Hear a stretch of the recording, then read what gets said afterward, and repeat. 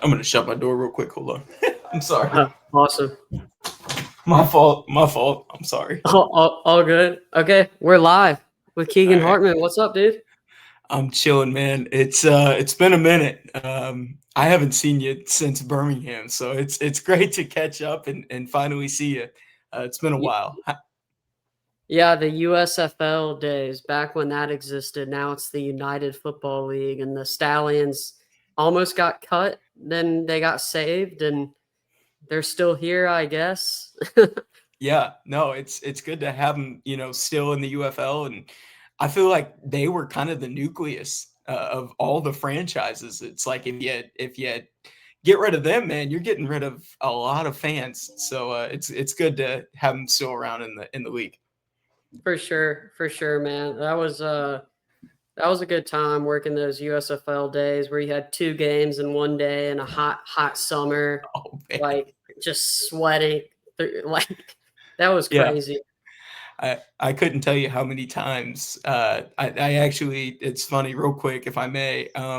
I got dehydrated during one of the practices one time, and they had to fuel me up with they had to take me to the training room. I had to get an IV, and then I had to get some Gator Light. Like, I was super dehydrated, and it put me out for like a week. So that Oh my, heat is no joke. It is quite literally it's hot. That is a different type of hot down there in Alabama. yeah, the one of my major gripes with the league was always like we're gonna play in the summer. Like this isn't even the spring. This is just you calling it spring football. This is summer football. Yeah, yeah, for sure. Well, so what are you up to lately? Yeah. So right now, not really much. Doing a lot of freelance work, and doing freelance projects. And by the way, if you see in the background, my sister's sneaking out of the background. She was in here talking to me. She didn't want to interrupt. Yeah, I paused So for a second. And I was like, what's going what's on? going on? Yeah, no, it's my sister. My fault, guys. No, I've been doing good, man. I've been doing freelance work and doing a lot on the graphic design side. Obviously, had the Strive Sports podcast for quite some time, but things have subsided since work has picked up. But yeah, getting to work with Missouri State football right now, doing a lot of their social media stuff, and it's been quite the journey. Last year, I was just working, odd jobs, trying to get back into the sports industry, and it wasn't God's timing. And then when the time was right, I got an opportunity in February of 2025 to work with Missouri State football, and yeah, I've been with them ever since, and we've grown the brand there. I think we're tracking as one of the. There was a poll out today as one of the fastest growing non-Power Four schools in social media growth. We have a great team over there, and it's been great. It's been a great opportunity, and I'm fixing to embark on a new venture. I haven't announced it yet, and you're one of the first ones to know that outside of my family circle. But that'll be coming in the next few days. So stay Let's tuned. go. Yes, Let's sir. go. Yeah, you're like, I mean, back in the USFL days, being around that, like your art is incredible. Thank you, It sir. is amazing Thank you. art. Like, people don't really appreciate well, like because it's sports. It's not like Mona Lisa Italian, but it's like it is the details, the time that goes into the graphic design of sports, whether it's thumbnails, graphics, commitments, schedules, what you see on social media. It's beautiful. Well, thank you. I appreciate that. Yeah, I had that actually. It's funny you say that. I had a conversation with a colleague right before I got on here with you, and she was telling me, she was like, sports design is very unique in a sense that it's niche driven, and you don't see. It's hard to make the transition into sports design if you don't come from that background. That's why it's very hard and oftentimes very demanding and tedious, but it's very hard to get into the industry if you don't have a knowledge in it. And I've been blessed to be able to sustain sort of a learning curve, and I'm still growing, like I'm still Yeah. progressing. But I've been doing it for 2 years, and and to make the leaps that I have has been awesome. But I feel like I wouldn't be doing it justice if I didn't steward it to the next people. So being able to teach them and develop the future of graphic design and sports and creative media, if I can do that, that would be awesome. That would be considered leaving my mark on it. And I sleep better at night knowing that somebody else can learn something from me or learn something from my story, and obviously, as we're about to get into. So really blessed and fortunate to be able to do what I do.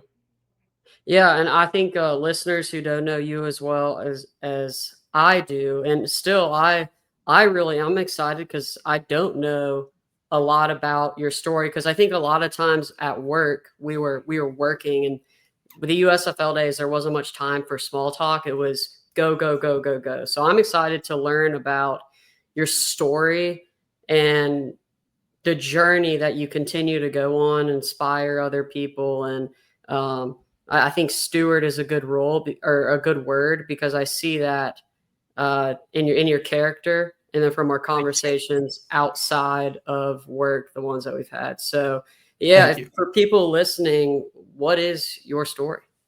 Yeah. I mean, where do I start? So I guess to kind of make sense of it all, um, as you said, you try to put on this sort of mask, and it's hard to conceal and suppress, certain personal things. But I've also worn it as sort of like a badge, and sort of done my voluntary work with it. I So at 2 weeks old, I was diagnosed with X-linked agammaglobulinemia. It affects, and I've got little tidbit notes to kind of remind me of sort of some of the things with X-linked. But X-linked is a subset of primary immunodeficiencies, not to be confused with autoimmune. This affects the immune system. I think it's just around 550 types of immune deficiencies in the world, and that's according to the National Institute of Health in Bethesda, Maryland.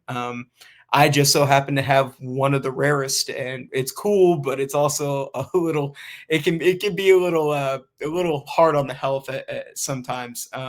So with XLA, it affects primarily males, and me, my uncles, and my great uncles are the only five known, according to NIH, to have a combination of growth hormonal deficiency, which is a completely different disease. That's why I look like I'm 14 and not 25. And also with the combination of X-linked agammaglobulinemia. So I've lived with that for my entire life, both of those diseases. And during over the course of my life, I've received what's called antibody replacement therapy. Typically I do that on a week to week basis, once a week. There is no cure for it, so I know that going forward, that is something that I've always had to do. Those therapy sessions are infusions, typically take about 2 hours of your Sunday. And I've really leaned into resting on Sundays and really trying to recalibrate, not only for my physical health, but for my mental health. And it can be hard at times. It can be stressful because you have a lot of things to tend to. But heard a good sermon the other day, and it was a pastor talking about even God rested. And I was like, well, that makes sense. So, taking those words and really applying them to how I carry out my life, that is something that I take serious. And yeah, man, I'm blessed to be alive and to be, sort of an example out there in the world that, some people would be like, you look at me and you're like, well, besides looking like you're 12, don't seem like there's anything wrong with you. But I've been granted so many opportunities, from speaking with, public officials and advocating on behalf of the foundation, which I'm certain we'll probably talk a little bit more about later. Yeah. And then, also just being a part of their teen advocacy board. Again, something that we'll probably touch on, but just being able to have those opportunities to speak, it really brings awareness to this disease, which is a special group of people, and that have become my family over the years. So I'm truly, it's a blessing within that the disease that God had given me. So I just use it as an outlet, and I've really learned a lot of lessons from it. So for me, you're the first person I've met with X-Link. Is that how you Mhm. say it? Okay. Yeah, So the acronym, you could just say XLA. okay, It's XLA. yeah, it's shorter. Okay. Yeah, I thought so. My tumor was esthesioneuroblastoma, and I thought that was long. You got me beat Good there. lord. Man, that is a long one. There are a lot of long ones out there in the science world. The Mhm. people are too smart for us normal people. The scientists, they're too smart for us. I can't Amen pronounce to that, everything. for sure. So with XLA, Yeah. what are the like daily difficulties that come with it? Yeah, that's a really good question, man. So originally, and um, I guess it was a little bit more difficult when I was younger, and it wasn't just for me; it was for my uncles and my great uncles. I kudos to my great uncles for we've come a long way in the medical industry, technologically speaking. There's been a lot of advancements that have been able to find cures for diseases and heal people quicker. So I go back and I think about the time that they were having to get their treatments and what have you, and I'm like, good grief, I could not do that. And now we've like in my time, I would go to the Cancer Research Center when I was a kid. And this probably spanned from when I was about, fresh out the womb up until I was 11. I would spend upwards of about 5 hours. Probably an infusion period would take about 5 hours. And if I'm not mistaken, I would say I was probably there at least twice every other week or something like that. And so I had to adjust to being able to go to after school tutoring, and that's a whole conversation for a different day, but being able to kind of adjust that schedule being so young and having to do all that, I'm truly grateful for the people that were able to make it work, and there was a leniency within my school to be able to do that. Obviously, with it being a health issue, I'm sure that most schools will be lax, but it definitely becomes a little bit overwhelming whenever you're a young kid. I mean, you want to be able to enjoy time with your friends and have that same life, and obviously with this, it's hard to find that balance. So I mean, yeah, my day to day essentially, living with it. To answer your question, I'm sorry, I didn't mean to go on a down a rabbit hole there. Nowadays, it's been a lot more lax. I do get sick pretty often. I'm probably more susceptible to illness than most people, um, and so in order to kind of mitigate that, obviously the antibody replacement therapy is crucial as you go into each week. That's kind of the start to each week, excuse me. But on a week to week basis, I would say for the most part, I've been blessed to be healthy. Like Great. I've been fine. Um, Knock on wood. Uh, I've been able to operate and do everything at a high caliber. And I know that with some instances, people can become fatigued. They can collect any sort of allergies or what have you. They could suffer from that heavily. So I have no complaints thus far with living with it. I don't think it's hindered me whatsoever. I've just learned how to transition and continue to do what I'm doing. Man, I love that attitude of just chipping away like it is what it is sort of attitude. Like a lot of people in a position like you are in, or other people are going through stuff, like you have every reason in the world to complain and ask God, why me? You Hmm. know? And it's like people like if that happened, I'll be like, yeah, like that's justifiable. Hmm. But for your mental health, as soon as you start asking why me, which is sort of what I did basically from geez, probably middle school to middle of college, it'll tear you apart because Yeah. you constantly compare yourself to other people. You focus on your past or all the hard things that you go through, and it just gets in the way of of what's right in front of you. in the present, which I love that positive mentality. Because if that, I mean, having an intentional mentality, I feel like is crucial to having a mindset to get through things. Absolutely. Absolutely. And to piggyback off what you're saying, you probably heard this quote before, but Dabo Sweeney's quote, the only disability in life is a bad attitude. And I I've love. always, ever since I've heard that, I've resonated with it. I'm like, you cannot tell me like that, like you just, it changes your mindset on things. And I've really adopted it into practice. Like, I don't think I could ever have a bad day. I mean, truthfully, like to wake up, to breathe, to walk, to have my extremities, to be able to, be around my family each day, to be able to, do what I'm doing. Like you can't make this stuff up. Like I clearly have purpose. Every single day I wake up, I have purpose. Every single day I have a reason to drive, or well, like I have a drive to do Yeah, something. So yeah, I mean, like e- exactly what it says. The only disability in life is a bad attitude. I mean, that's the only thing that could prevent you from doing, what you were, born to do, what God tasked you with. So man, I needed that. I needed that for sure. I heard that quote before, but never mhm. had a conversation. I probably just seen it on Instagram or Twitter Yes, and sir. scrolled past it. But hearing it from you and someone who's adopted that mentality and applied it to their life, Yes, I sir. love that. That's Yes, sir. inspiring to me. Like now I can wake up in the morning and say like, "Thank you for this life today. Mhm. Yes, sir. Have a good attitude because Yes, you're sir. breathing." Praise God. Yes, sir. Exactly, man. Absolutely. I Absolutely. love that.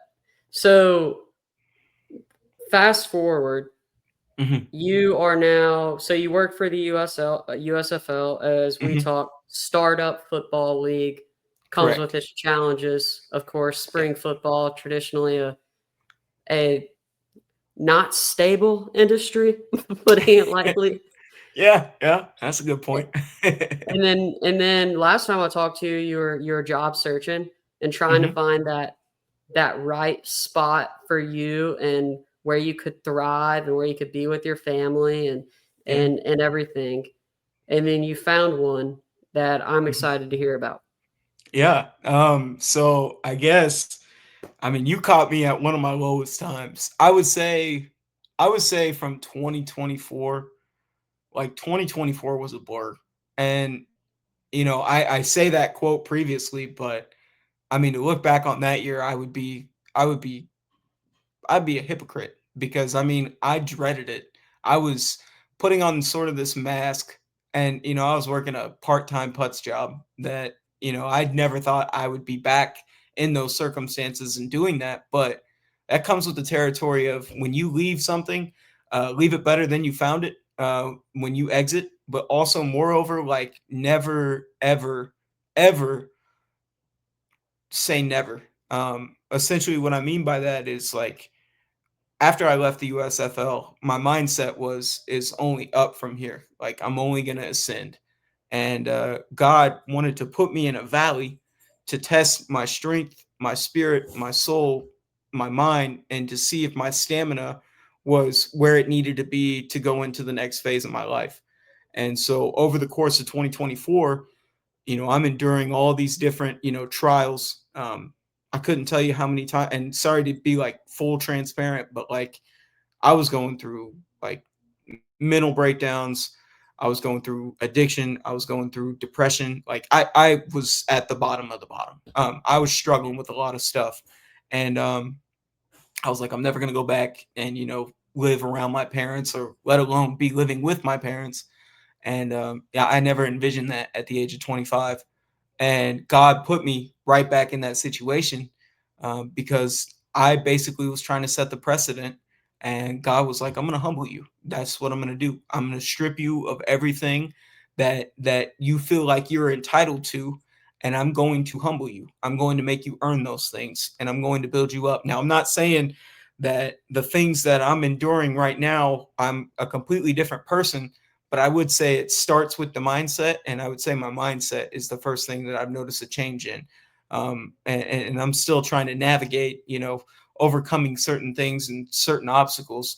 But as you can see, I mean, I'm still living in my parents' house. Not for long though. We got still like a couple more weeks, and then we're moving out of here. But just to kind of go back to what I'm saying, like, um, never be too steadfast to set your own navigation system, because God's going to reset it. I mean, if you're a firm believer, God will reset you, and that's where He does His greatest work. And I can't thank Him enough, because if I not leaned in and bought into what He was trying to do, and He took the stubbornness right out of me. But essentially, to answer your question, going over the course of last year, working that part-time job, doing freelance. I got a gig with Indiana Wesleyan University, which is a NAIA program out of Indiana. And that was where everything kind of started with the freelance design. That was my first gig that I ever got to do, doing design. I did women's basketball for them. And I wasn't getting paid, but like less than an intern. I mean, I was working way more than what I needed to. And so to sustain my income, I had to work a part-time job. I ended up working that part-time job for about 6 to 8 months. And in January, God's grace, man, I was like, I can't do this anymore. And previously, I had left jobs and burned bridges. And I was about to, burn a bridge. And right at the last second, God, I get, I put some work out on a social media platform, and a local video producer who works up at Missouri State. She does the video. Good colleague of mine. I owe her a lot of credit. She's the reason why I'm at where I'm at. Shout out to Reagan if you're seeing this. But anyway, she reached out to me and she goes, uh, "Are you looking for work? Are you looking for an opportunity?" And I'm like, "Yeah, I am. I want to work in this industry." And she's like, "Well, let's set up a call with you and Coach Beard, who's the head coach of Missouri State, and then their director of football operations." So lo and behold, they give me my first assignment in late January this year, and they're like, "We need you to do the National Signing Day rollout, and you got 48 hours." I'm like, "Oh my goodness!" Couldn't tell you how much like coffee. I couldn't tell you how much like I was trying to supplement my energy to make sure that I knocked this one out of the park, and I ended up sending all that back to them, and it just took off from there. Like everything from the brand identity to the structure and everything. Ironically, in that one little project, it set the narrative and the tone for the entire year, and so they kept me, and we ended up. I earned a contract with them, and I started doing freelance work with them. They're in a smaller budget phase with them being in the Conference USA, which is a uh, non-power four conference. So I get it. But being able to come in and teach others and steward others, and to get to travel the United States and go to these different college campuses and be a part of their program and the capacity that I am, man, I wouldn't trade it for the world. It's been one of the greatest experiences, and it's set me up for the future. Like it is, in 2 years, I have been removed from, isolated, darn near broken down to absolutely nothing, struggling and trying to overcome those mental barriers, working a part-time job to doing an internship, and now I got an opportunity on the horizon to work full time in college athletics. And so um, I'm going to be going to the Big 12 in November. I am not going to announce the school yet, but it's a really big opportunity, and they recognized my work from a couple months ago. They said we really think you could be a part of this program, and I just got word on Monday.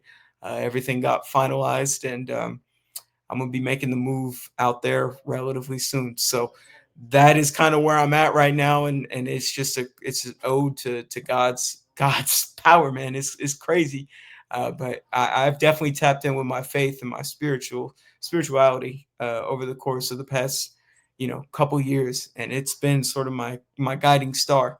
And as long as God doesn't leave me, and as long as I don't waver, uh, I think I'll be set up for the future. So just keeping that same mindset and mind frame going forward. Man, I love that. And for people who don't know too, what's really cool, I think, Yes, just sir. watching you go from the USFL to Missouri State is Missouri State transitioned from the FCS to the Mhm. FBS, Yeah. which is a really big step, not only in competition, but I was director of operations for an FCS, or it's not really FCS, but Sanford Soccer, which is FCS, not Mhm. FBS, not a big school, and like the resources you're given, and it's obviously when you go into a Big 12 school, it's or SEC, Big 10, the challenges are probably they're definitely there, but it's different, Mhm. right? Yeah. Like it must have been crazy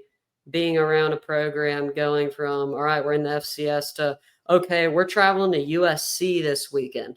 Like Yeah. we're playing the USC Trojans this Yeah. weekend. Like that's Yeah.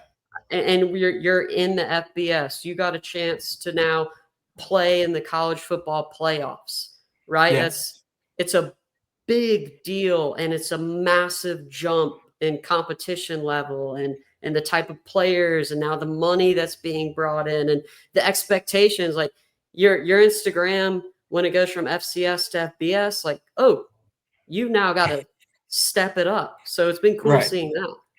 Yeah. Yeah, and that was one thing that I really wanted to be a part of, was regardless of if I find new endeavors or if God wants to put me elsewhere in this time frame, like at least set a foundation for the people to come. Like at Yeah. least make it to where people are bought into this program and they're not taken as a gimmick. And that's no knock on, how they had operated previously. I think the people that were previous to me didn't necessarily understand how serious, social media has played an integral role in the development and growth of, name, image, and likeness. I feel like they go hand in hand, but even more Yes. so, like when you look at a football program, that's kind of you're bridging the gap between NFL scouts and, the college athletes. So just being able to kind of bridge that gap and not make it so much, like, we're just, put it together. No, put it together with some conviction. Like, actually have a brand, have some sort of structure, and be consistent. That's Hmm. something that I've wanted to preach, and I want to see it grow. Like, I want to see people with that same passion in the same positions that I've been granted and do it correctly. Like, don't just shoot in the dark. Like, let's actually put some effort into it. And I feel like we got a good team up at Missouri State, and that's within the creative department. But even beyond that, man, is sky's the limit. Like, we could do no wrong. And I echoed that sentiment to everybody that was a part of the team this year. Like, it's only up. Anything that you do outside of this isn't a mistake, it's an experiment. So don't think you're doing wrong. Like, do something to try it. You are playing with house money. So that's the beauty in putting together this whole thing. And we're blazing a trail, man. It's absolutely incredible what we're being able to do and what we're building. So it's awesome. I love it.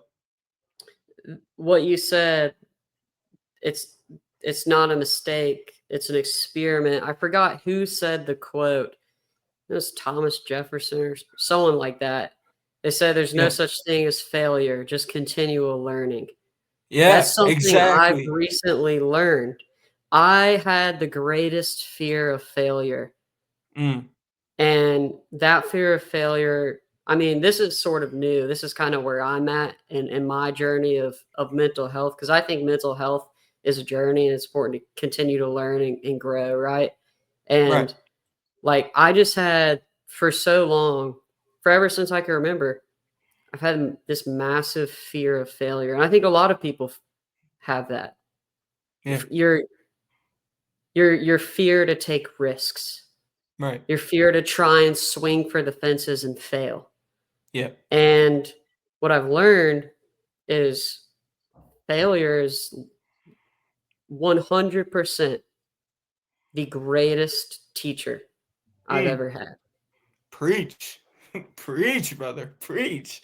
I 100%, dude. Like, being knocked down, and I just look back and I'm like, it just even beyond like the trade that I'm in and beyond the scope of work that I've done, like I'm never sorry. I'm not, I'm learning to not never say never. Okay.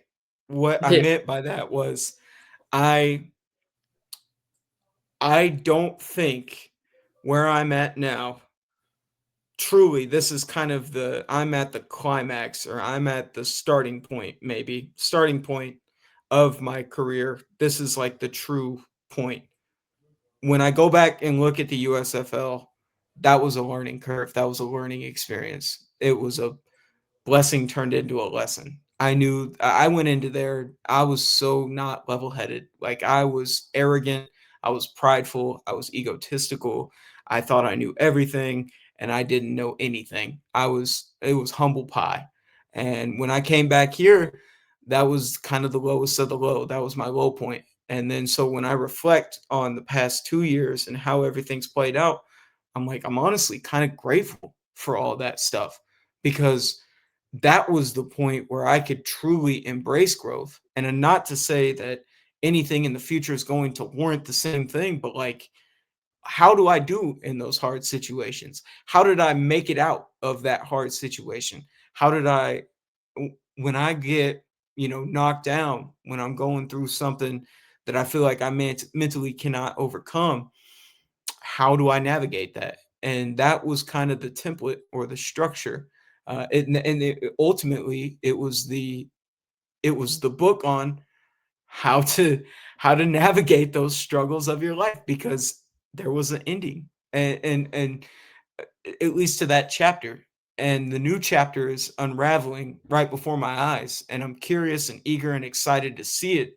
But like, you yeah, am I happy that that point of my life is done, at least for the moment? Yes, I'm happy that things are starting to build up and things are starting to look positive, but I also respect and understand that that was warranted for where I'm at now, because without it, then I would have probably been given an opportunity that I would have not been prepared for, because I wasn't even prepared for an internship with the USFL. And no preparation, no planning, no understanding myself, man. I don't even know where I'd be at. So it's amazing how God works in that way, and it's amazing how He guides your steps in a specific way. So I'm grateful and I'm indebted. So I love that, and yeah, good point, great point. So circling back to all the things that medically you've been through and Yes, that you sir. continue to fight forward through, Hmm. is there a specific lesson? I know we talked about the Dabo Sweeney quote, but Hmm. that you have taken from that and just pushed into your work and your life and everything you do and everything you preach. Is it that Dabo quote, or you kind of have some other thoughts and feelings and lessons? Like obviously, you know, yes, having medical deficiencies as a kid, I know firsthand it sucks. There's no way like around it. But the lessons are so valuable. So I'm Yeah. curious to hear more about what lessons you've learned. Yeah. Very good question. I guess I really never had time to like personally self-reflect, but I Okay. do like look at the beautiful thing about this is like I have family members that suffer from the same stuff. My uncles, going back to them, and even my great uncles, like they made it work, and they're 50 and up. So like they, I mean, both of my uncles on my mom's side, um, and maybe we could dive into the technical side of how that breaks down, because I know some people are probably like, "How do your uncles and your great uncles have it?" Science, I don't know, but anyway, uh, looking at my uncle's story, it's like they were both on their deathbeds for a vast majority of their childhood. At least one of them was severely ill. He was posted up at NIH when they first diagnosed him, and he was there for an extensive period of time. He wasn't supposed to make it, and by the grace of God, he did. And So I look at those things and I'm like, wow, like it could be way, way worse. Like I could be on my deathbed. And not to say, and I'll tread lightly, like I mean, there is a chance that one of these days something does go south, and this is kind of, this is part of it. Like that's if God forbid, I want to stay healthy, I want to be good, and I think for the most part I will. But there is always that little chance that things could turn a different direction. And I've had friends that unfortunately have lost their battle due to my disease. Friends that I've had dinner with, friends that I've gone out with, friends that, I've built bonds and relationships through, the Immune Deficiency Foundation. And that's tough. That's tough. But you also use that as sort of a motivational tactic too, because you can be like, you know, for those relationships, like, man, you think you got it bad. Like, do it for them. Do it because those Yes. guys didn't get the opportunity to do it. Do it because they didn't get to wake up and get to kiss their family before they left. Like, do it for that. So those are the types of things that like I don't take for granted because I'm like, whenever God calls my name, I just pray that it's a good life. I pray that I left a mark in some capacity, and I pray that I just leave a mark on everybody around me in some positive way. And so that's kind of like what I lean on in terms of just trying to be a beacon, trying to be, somebody that can, bring a smile to someone's day and maybe ultimately teach them a few things that life hasn't taught them yet. So, Yeah, man. I'd rather live 1 year of a meaningful life than 100 years of a not meaningful life. bars, absolute bars. Yes, sir. Absolutely. 100%. That's one of the biggest lessons for me. Yeah. Yeah. Lo- Same here. Losing my friends was really the big like. No, I mean, I probably reflect to a fault, Hmm. maybe too much, but and that's the whole thing. Earn the moment. That's what that means.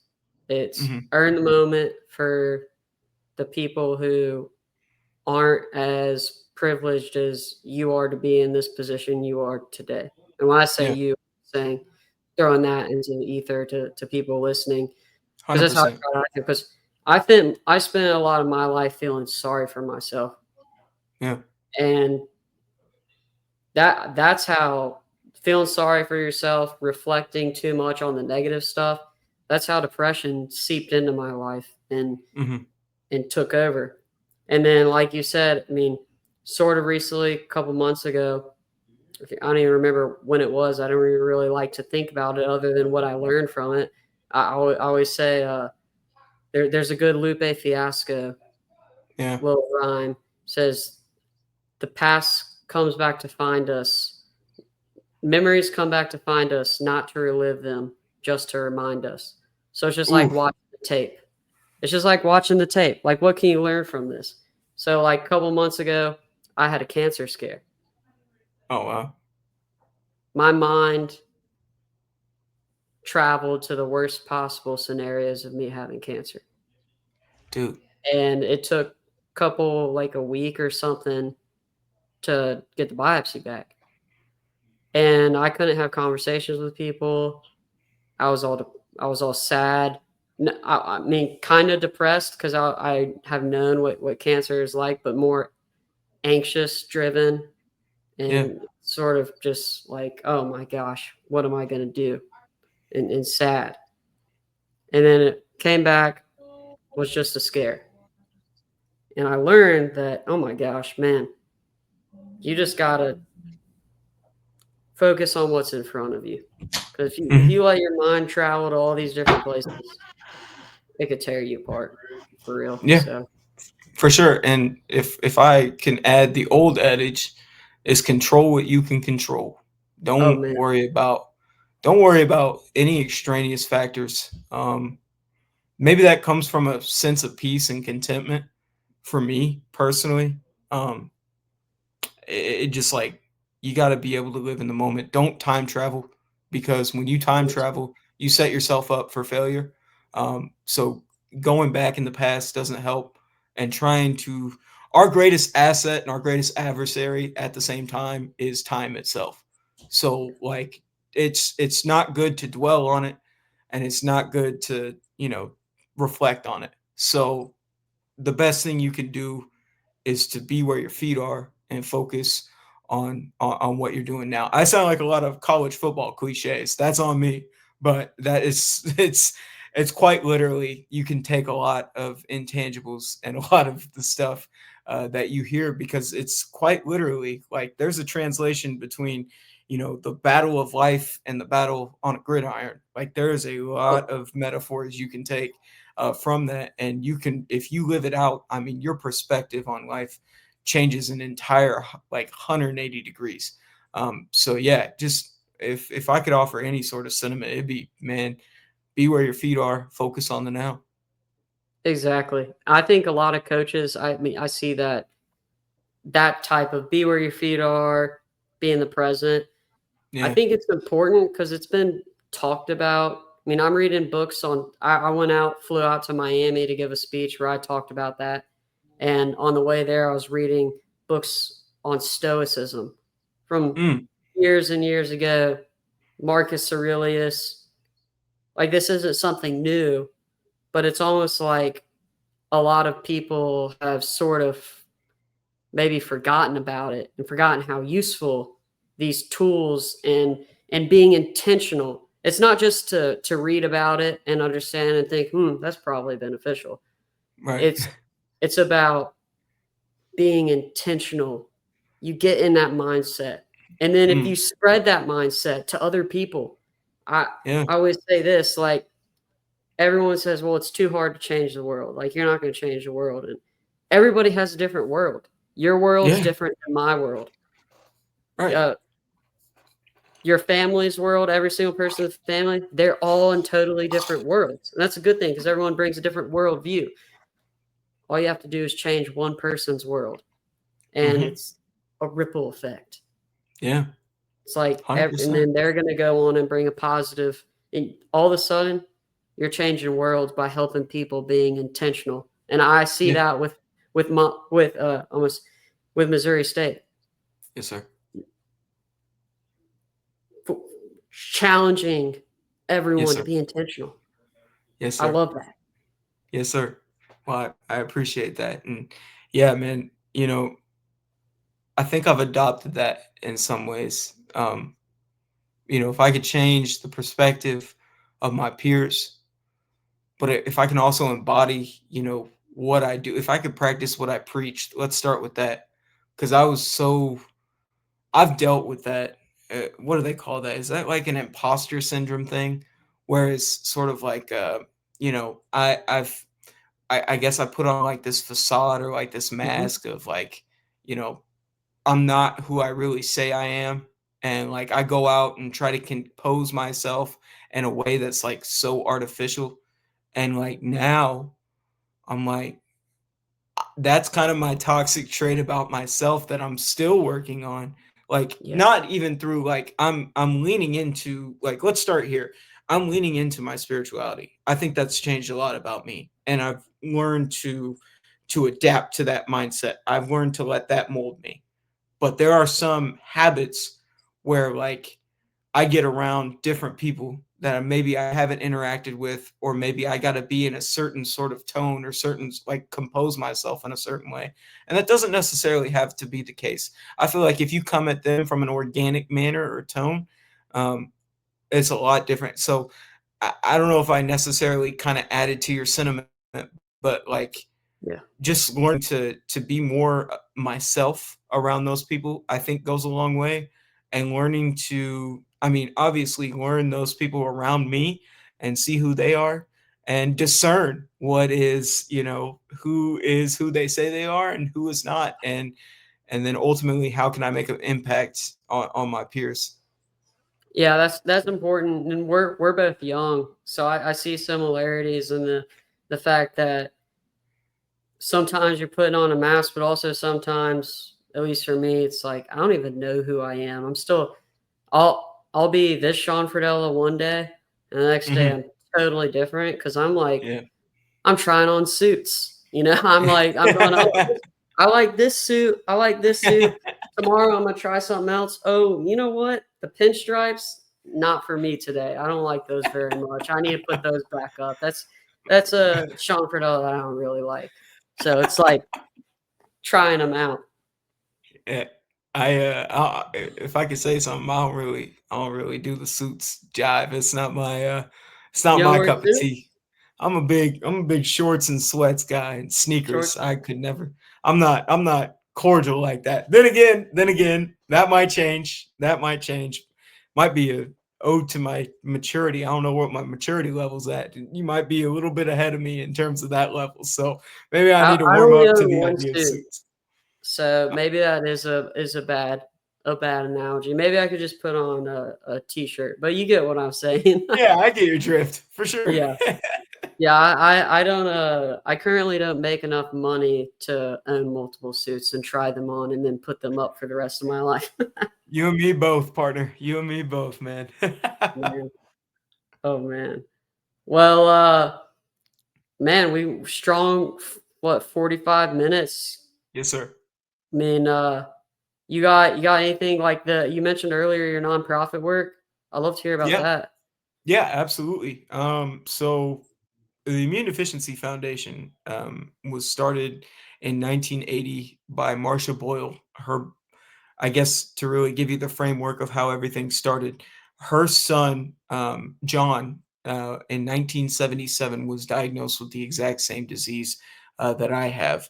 And if I'm not mistaken, don't quote me on this, I want to say he passed or succumbed to X-linked agammaglobulinemia. I could be actually, I don't think he did succumb. I think he's still alive. My apologies. But he was diagnosed ultimately, inevitably, with X-linked agammaglobulinemia. Um, it's been a non-for-profit organization that has serviced anybody and everybody with primary immunodeficiency since 1980. Excuse me. Um, Again, there's about 550 known types of primary immunodeficiency, but millions out there live with it now. Used to, when I first got in with the foundation, I think they were right at about 500,000, and that's been about.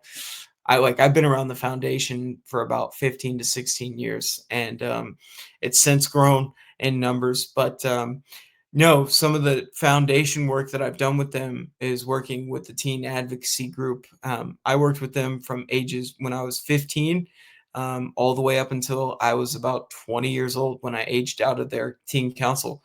And over the course of that time, I made a lot of close friendships. I would say closer than most of the friendships I, have now. Those are guys and gals that I still keep in touch with to this day. Maybe not as extensive as it used to be, but when it's their birthday, I remember it. When it's a holiday, I wish them a holiday, and vice versa. And those guys, the reason I've kept them around so long, and I think the same with me, is because we resonate. I mean, we understand our story.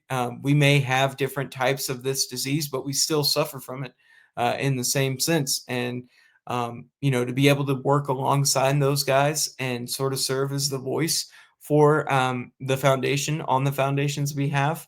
The teen council group is still making contributions, is still doing its thing, and to be an alumni of that and to see all the work that they've done since my departure and everything, I love it, and I'm just grateful for the foundation. They bring so much clarity, and in the medical field, I actually wear a bracelet, and I've worn this. Gosh, I don't even know how many years. I'll show you. So it's this zebra bracelet, and Oh, in the medical field, they always tell doctors tell their nurses going through their courses and train, when you hear hoofbeats, automatically assume horses. Well, their motto with the foundation is think zebra. We're kind of the underlying you know unforeseen circumstances that may arise, and no one ever thinks to really test, or no one ever really thinks to screen for. But it's prevalent, and there's definitely a lot of families that have loved ones that live with it, and have suffered from it and what have you.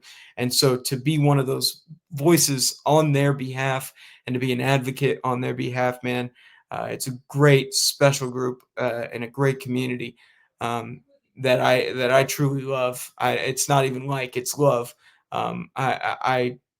I'm grateful for everybody that is a part of that organization, and I'm grateful for all the opportunities that they've granted me with. And maybe next year they do a national conference. I think every 2 years.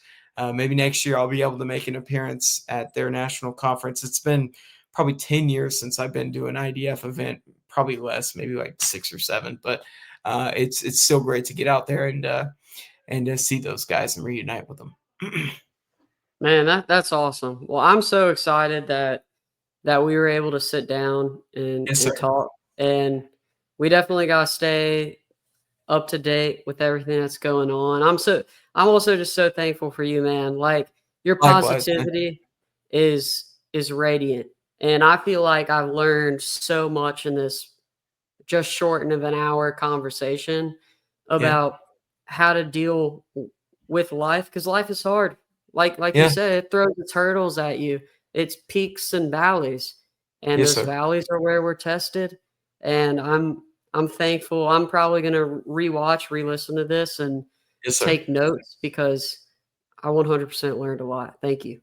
Yes, sir. Well, hey, Sean, I just want to say, the pleasure is all mine. I want to thank you for your vulnerability and to be able to approach me about the prospect of even being on this podcast and share this story, and for being someone that is sort of trailblazing in their own regard, in their own respect, to be able to bring light to stories that people may not even want to necessarily tap into, like from the standpoint of you never know what somebody is going through. So to be able to go out in that boldness and to be able to speak to those people, I don't know if it's a select few or if it's a big audience. Um, just the prospect of being on here and to share that story and being one of those people that you extended that opportunity to, man, I'm grateful and I'm humbled and I'm honored.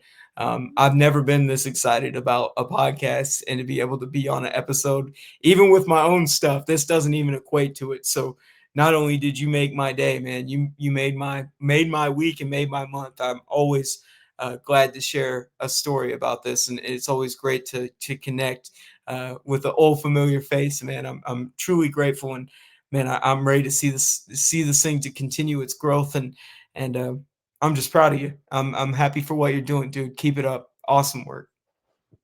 Let's go, man. And like I said earlier, and I learned this on my YouTube days. Yes, sir. Like, one listener is one person who has an entire world. If Yes, you sir. inspire them to do something great, then you change the world, because you've made an effect. So, and 100%. I'm no doubt, I know there will be many listeners. There are going to be more than one who are going to listen to your story and listen to the lessons that you've learned along the way, and they're going to be Yes. affected by it in a good way. Yes, sir. Well, I appreciate it, man. Thank you so much for this time, and thank you for giving me the platform to do so. Yep. You have a good one. Tell your sister I said happy birthday. And everyone listening also is going to say, y'all say happy birthday to her. Thank you, buddy. Appreciate it. Have a good one. You too, Peace. bud. Thank you. Peace.